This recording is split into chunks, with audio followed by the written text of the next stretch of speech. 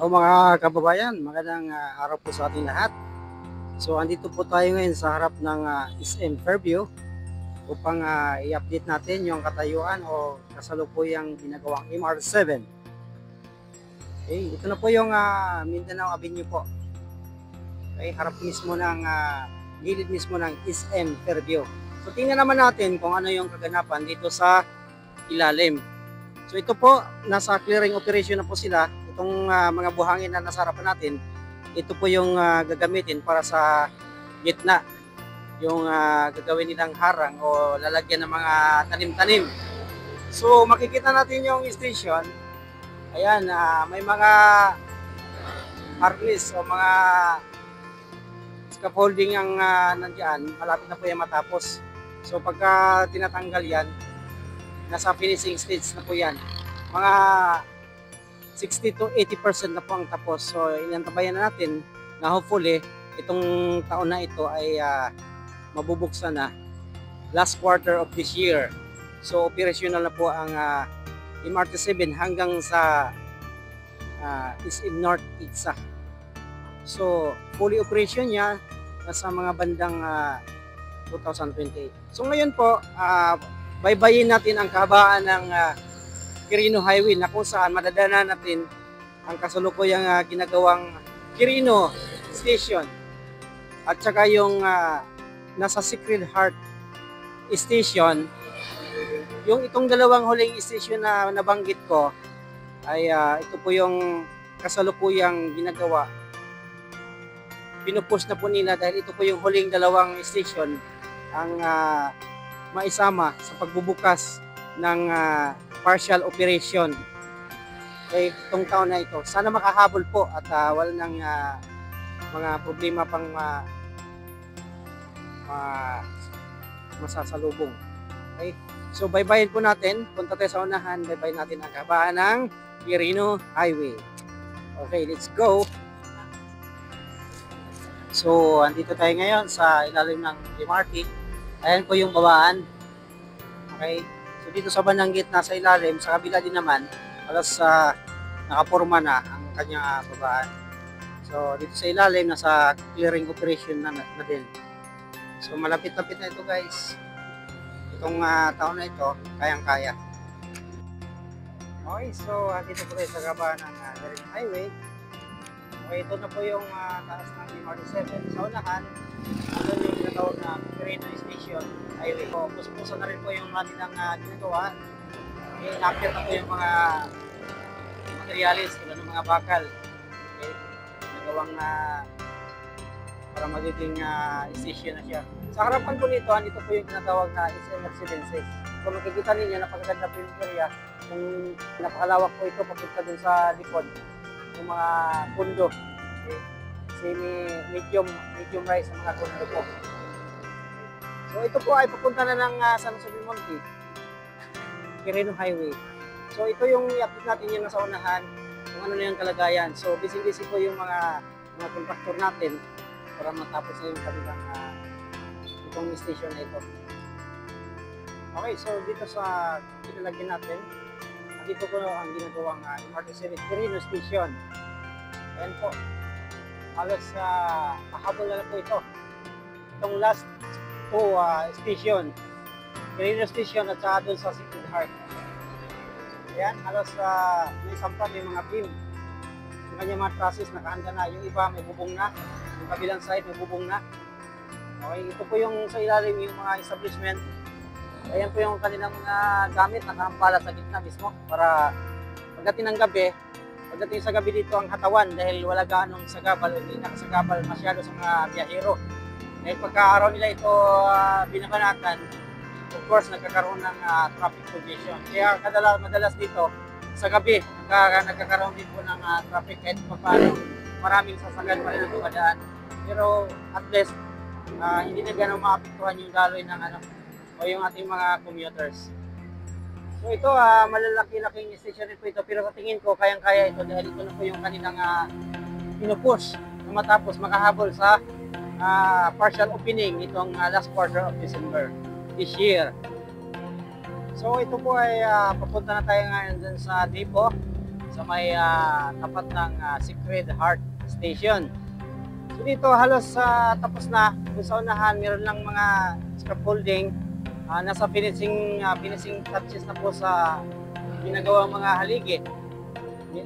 Dahil meron silang tinatawag na ginagawang yung bakal palibot dun sa haligi para dinagdagan nila para matibay din. Itong dalawang poste, ito po yung dating gawa. Okay. Tatanggalin ito dahil hindi na tuloy yung dating plano. Yan. Punta doon, ito po yung sa harap ng Fatima University. Halos po, tapos na. Tapos na po yung area niyan. So, hayahay yung mga commuters dito ng mga estudyante. Tapos. Dito naman po tayo ngayon sa tapat ng Maynilad. Okay? Tingnan natin yung kalsada. Dati po itong napaka-busy na area dahil sa ginagawang mga poste. Ngayon po ay cleared na. Ayan. Sinapawan na nila yung asfalto yung kalsada. So napakaganda na po ang daanan dito guys. Samantalang mga ilang buwan ago, napaka-traffic po dito sa area na ito. Ngayon po ay napakaganda na. Okay? Tingnan natin yung palibot sa pabalik. So okay na po guys. Yung taas naman ng release, halos lang din ang kulang yung. So ayan, so malapit na rin po, nasa finishing touches na rin po yan. Okay, so kayang-kaya nitong last quarter of this year para sa partial opening ng ating MRT7 pupuntang SM North Itza Common Station. Okay, so diretso tayo guys, sa unahan, i-update natin yung mga iba kaganapan dito para kayo rin po ay ma-update sa mga activities dito sa ilalim ng MRT7. Let's go! So, dito po tayo ngayon sa tapat ng Sacred Heart Retreat House. Okay. Papansin natin yung ilalim, ini-clearing na nila, nilagyan na rin po ng, nilatagan na rin po ng asfalto. So, napakaganda na po dito ang kalsada. So, kamakailan lang, napaka-traffic din po dito. Kaya sa mga ginagawang poste at pag-aakyat sa mga girder lalo sa gabi. So, ito po, napakaganda na po yung daanan. Ayan. Bilis na yung daloy ng trapiko dito sa bandang area. Ito po ay gilid ng gilid ng Lamisa Dam. Sa unahan po, makikita po natin yung lipo. Dito sa unahan, makikita sa ng coaching traffic dahil nagkaroon ng clearing or nagtatag sila ng focus dito sa unahan. Dito po tayo sa tapat na parok. Marasay ng kontinang dito traffic. Ayan po, nagiging one way na po yung kalsada o salutungan po. So, kailangan dito kabilaan. Mga after ng days, maganda na rin po kasi lalatagan na asphalt. Ito sa ilalim, asphalt na rin.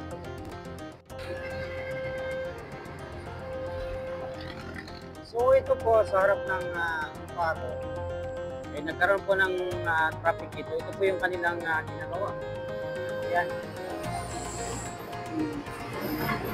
Meron po tayong road work na ginagawa dyan sa tapat ng police station. Dahil dati po talagang lubak-lubak yan, ngayon inaayos na po nila. So mga ilang days ito guys, bago pa madaanan. So kunting sakripisyo na lang sa traffic dito, congestion. Sacrifice lang, at least nagkaroon tayo ng napakagandang progreso dito sa area na ito. Malapit na po tayo guys sa Dipo. So ito na po yung mga building dito sa Dipo, magiging opisina. Halos nasa finishing touches na lang din po. Tapos yung ginagawa nilang overpass dahil yung ilalim, mga release po yan, dahil po nakatambak yung mga wagon. Okay? So tapos na rin po. Yung pababa na lang ng bubong ang hindi pa nalagyan. So ayan po yung mga girder, mga metal girder sa ilalim. Kasi doon sa unahan, halos malapit na rin po madugtong. So, ito po sa ilalim niya, ayos na rin po. Okay? Halos nakasit up na, nakalatag na. So ito po yung kabilang side ng Dipo. Badang dulo po ito, papuntang San Telmo na. So, pasadanan natin. Ito po yung harapan. Ito po yung kalsada, yung parang terminal ng mga bagon pagka in-undergo ng maintenance. Okay? So malapit na po rin po yung magkaroon ng bubong. Okay? Dito halos malapit na rin po makadugtong, konti na lang. Yung mga metal girder sa baba, sasampa na lang yan. So pag natanggal yan, maluwag o luluwag na rin po yung kalsada dyan. Zoom natin. Okay, ayan po. Ito na lang po part na area na ito, ang medyo putol-putol. Pero sa unahan, pabalik, papuntang Isid Review, halos po 95% magkadugtong na. Ito na lang. So, kahit hindi pa ito matatapos, hindi na ito matatamaan ng tinatawag na partial operation dahil ito po ay papunta na ng San Del Monte. So, siguro hanggang dito lang po muna yung dito lang po muna yung partial operation dahil ito po yung pinaka-slipo ng Martin 7. So, ayan, halos na rin po. Nakatayo na yung mga poste, meron ng process. Okay, hubong na rin po ang kulang. So, puntahan natin yung pinakadulo dito. Puntang sa Jose del Monte. So, ito po sa area ito, tawag nila yung Pag-asa. Okay. So, North Caloocan. Ito pong kunti na lang, ilang girder na lang. Ilang girder na lang ang kakabit. 1, 2. Dalawa na lang. Plus magkarugtong rin po. So, sa taas, inumpisa namin lang ginagawa yung sahig na kung saan yung dalatag yung previous ng mga nagaanan natin. So, halos nasa clearing operation na rin po yung sa baba. Kunti na lang. Okay. Gaganda na rin po ang daloy ng trapiko dito. Malapit na po tayo sa pinakadulo nito sa kasalukuyang ginagawa. So, hindi pa ito nakatawid ng San Jose del Monte dahil inaayos pa yung kanilang right of way doon. Pero sa tingin ko, hindi na rin magtatagal. Ito kahit hindi pa ganong tapos, okay lang dahil hindi ito tatamaan hindi ito madadaanan sa partial operation dahil pupunta na po ito sa San Jose del Monte. Ayos lang. At least magawa na itong sa ilalim dahil napaka-traffic po talaga dito. Halos isang bus lang ang magkasya. Ayan o. Okay. So, ito sa part nito, ang papuntang cities or malaria. Ayan, nakalatag po yung mga girder sa taas. At sinupita na rin po na maglatag mga sa flooring. Doon pa pa yung training. Malapit-lapit na ito guys, saglit na lang ito. Nakaranas po tayo ng traffic condition dito dahil sa unahan. Talagang may mga equipments na nakaambala. So halos isang way lang ang madaan dito. Pero malapit-lapit na rin po ang clearing operation nito dahil nasa taas na yung nasa taas na yung trabaho. Doon lang sa unahan may mga ilang poste siguro na ginagawa pa kaya talagang hindi pwedeng urong yung mga bakod. Okay? So, yun natin ang kalagayan dito sa unahan na kung saan dahilan upang magkaroon ng traffic congestion. Yan guys, nasa harap po tayo ng North Caloocan Doctors Hospital. Napapansin ninyo, nakalatag na po yung mga girder. So, siguro sa unahan, meron pang nakaambalang mga equipment kaya dito nagkaroon ng traffic. So, mabilis na po ang trabaho dito, marangkada na po. Yung buwan lang, mga pusti pa lang ito, mga pundasyon pa lang, pero ngayon, nandiyan na sa taas ang trabaho. So, ayan, siksikan ito guys. So, pero pa pala mga ilang pusti na kasalukuyang pinakayo dito. So guys, mga isang pusti na lang, yung isa, nasa taas na yung trabaho. Okay? So, ayan, mga trabaho natin, kaway-kaway.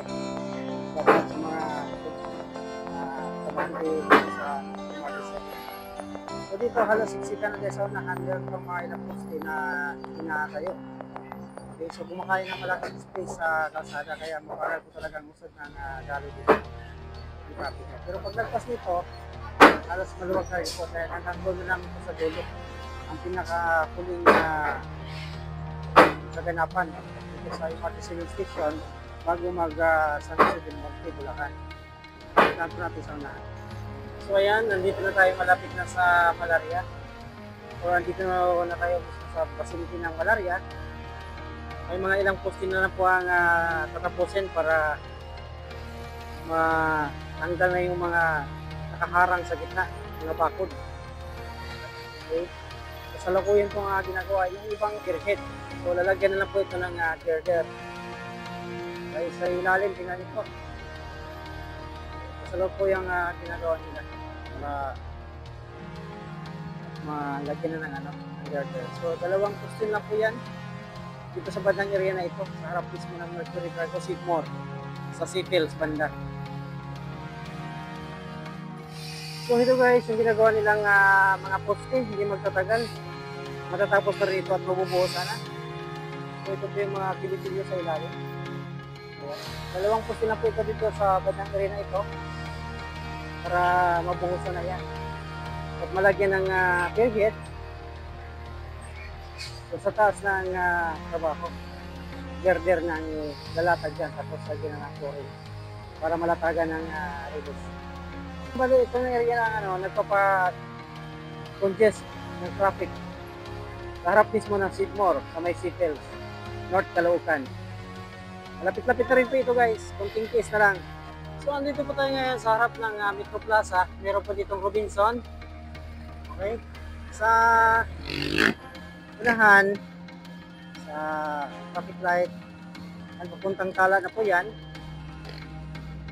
Pagmasdan po natin yung ibang mga post dito, nakatayo na may buhos na, pierhead na lang ang kulang. So ito po ang bandang dulo na po. Ito nang kasalukuyang ginagawa ng MRT-7. So sa unahan, magkaroon po ng doon, MRT-7 station. Ito po yung Malaria, magiging MRT-7 station bago tumawid ng San Jose del Monte, Bulacan. So, ito na po yung bandang pinakadulo ng ginagawang MRT-7 station. Ito po yung papuntang Dipo. So, kung pabalik po tayo. Ito po yung patawid na po ng San Jose del Monte, Bulacan. So, mayroong isang poste na lang na bubuhusan na lang. Okay, so dito magkaroon ng MRT-7 station, Malaria station. Okay, naka-ready na rin po yung mga metal beams nila para dito itatayo yung MRT-7 station dito sa may Malaria. So ayan po, mga pierhead na rin po ang kulang. Sa unahan, may tatlong poste na lang bubuhusan bago lagyan ng pierhead. Tapos kakabit na yung mga girder. So, sa ngayon guys, dito lang po muna ang pinakahuling update natin sa MRT-7 mula SM Fairview papunta rito sa Malaria, ang huling kaganapan dito sa MRT-7. Dito lang po muna tayo. God bless sa ating lahat. Maraming salamat po guys.